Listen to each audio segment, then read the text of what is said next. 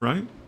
And then you'll be also able to add to that conversation because you'll be able to introduce them to some of the concepts that line up in statistics, right?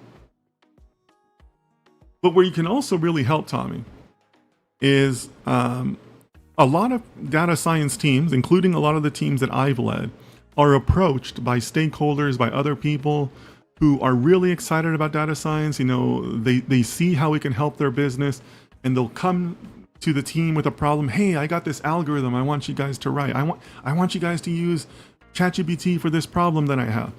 And as they explain the problem, you realize that it's not really a data science problem. It's not really an algorithm. Most of the time, it's just advanced statistics or advanced analytics, right? So that's the role that a statistician can serve on a team, and kind of pick up those extra projects, those extra little, I don't want to say side projects, but those things where, you know, they're good ideas and they can help the business and the stakeholders are enthusiastic about them.